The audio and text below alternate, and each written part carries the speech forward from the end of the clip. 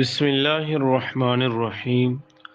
عن عائشة رضي الله تعالى عنها عن النبي صلى الله عليه وسلم قال من صبر على 12 ركعة بنى الله له بيتا في الجنة أربعا قبل الظهر وركعتين بعد الظهر وركعتين بعد المغرب وركعتين بعد العشاء وركعتين قبل الفجر۔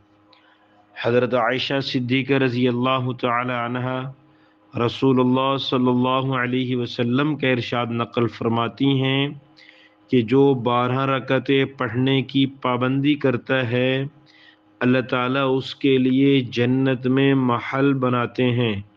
4 رکعت ظہر سے پہلے، 2 رکعت ظہر کے بعد، 2 رکعت مغرب کے بعد، 2 رکعت عشاء کے بعد اور 2 رکعت فجر سے پہلے۔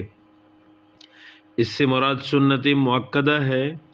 تو جو بندہ بھی ان سنت مؤکدہ یعنی ان 12 رکعتوں پر عمل کرے گا اور ان کو اپنی زندگی کا معمول بنائے گا تو اسے اس بات پر یقین ہونا چاہیے کہ پیارے آقا کا یہ فرمان سچا ہے، تو پیارے آقا کے سچ کی وجہ سے میرے لیے اللہ ضرور جنت میں محل بنائیں گے۔ جو آدمی اس یقین کے ساتھ پڑھے گا اللہ ضرور ایسے بندے کو یہ انعام عطا فرمائیں گے۔